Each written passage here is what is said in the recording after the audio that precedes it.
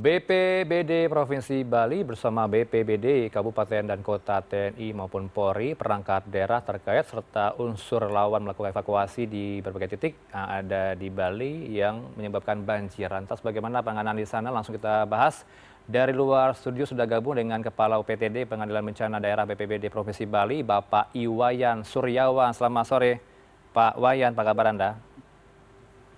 Selamat sore Pak, kabar baik masih terkendali. Baik, terkendali juga kah di sana untuk situasi banjirnya? Siap masih aman Pak.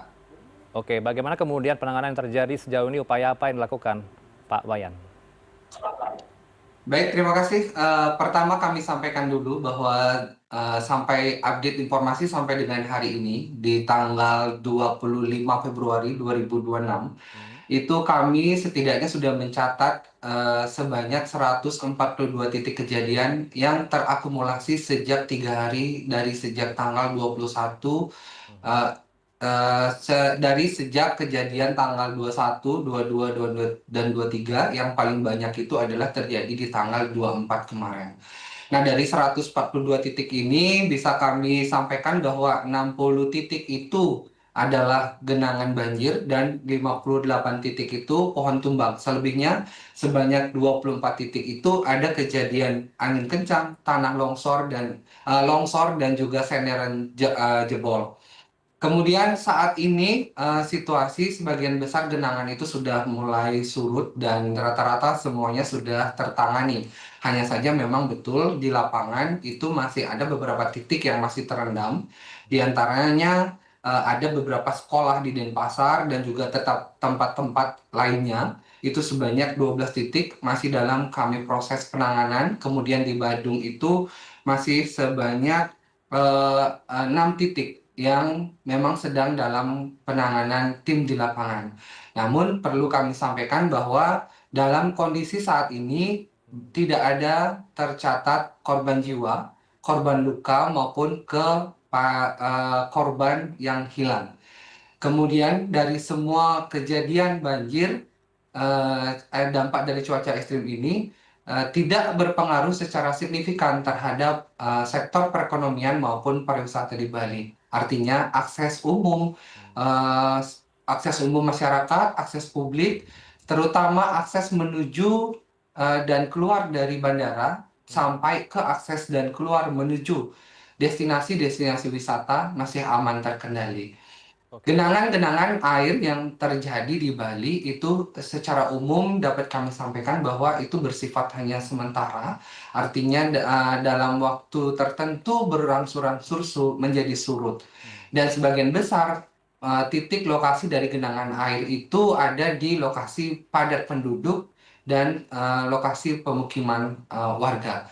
Kenapa demikian? Karena hujan turun dengan intensitas sedang dan juga lebat, di mana informasi dari rekan BMKG untuk curah hujannya sendiri itu rata-rata di 3-4 hari terakhir ini mencapai 120 mm per hari. Ada yang sampai di titik ekstrim, ada juga yang tidak terlalu lebat. Jadi ketika kami rata-ratakan untuk curah hujan yang terjadi 4 hari belakangan ini itu mencapai 120 mm per hari. Nah, kondisi ini juga didukung dengan intensitas hujan yang tidak ada jeda, artinya hujan turun sepanjang hari selama 3 hari terakhir, sehingga drainase yang ada maupun saluran air lainnya itu tidak bisa menampung secara optimal aliran-aliran air ke tempat yang memang semestinya, sehingga itu menyebabkan genangan banyak terjadi di pemukiman dan kawasan padat penduduk. Ya, Mas Wayan, apakah ada korban terdampak banjir yang dievakuasi sejauh ini, baik itu lansia maupun ibu hamil atau anak-anak yang harus diungsikan?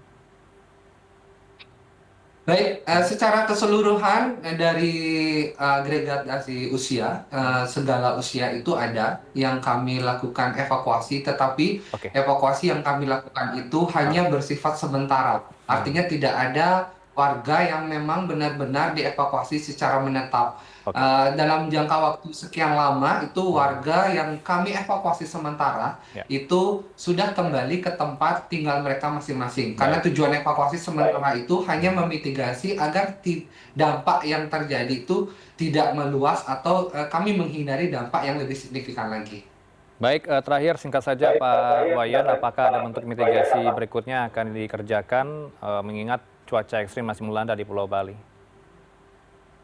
Baik, Mhm. yang sudah kami lakukan tentu pertama sebagai langkah preventif, pemerintah Provinsi Bali sudah menetapkan status siaga darurat ya. Status siaga darurat ini berbeda dengan status tanggap darurat. Mhm. Artinya sebelum bencana itu terjadi, pemerintah Provinsi Bali sudah mengupayakan langkah-langkah preventif. Oke. Penetapan status ini sebagai upaya untuk mempermudah pergerakan segala sumber daya. Nah, Mhm. kemudian di sektor yang Tukat Badung, jadi Pasar Kumbasari yang sebelumnya juga menjadi sorotan, itu sudah kami lakukan pemasangan sirine peringatan dini banjir yang pada Mmm. saat kejadian kemarin cukup efektif untuk memberikan peringatan dini kami kepada warga. Dan kami menyadari bahwa Bali itu adalah sorotan publik, Mhm. jadi kami pastikan bahwa segala bentuk kegiatan kami, indikator utamanya itu adalah tetap keselamatan warga, Mhm. kemudian kemudahan pergerakan, dan menjaga keberlangsungan dari sektor perekonomian dan juga pariwisata. Baik, semoga banjir terkendali di wilayah Bali. Kita harapkan memang tidak terjadi lagi ke depannya dan siap siaga begitu warga Bali. Terima kasih Pak Iwayan Suryawan, Kepala UPTD Pengendalian Bencana Daerah BPBD Provinsi Bali. Selamat sore Pak Wayan. Selamat sore.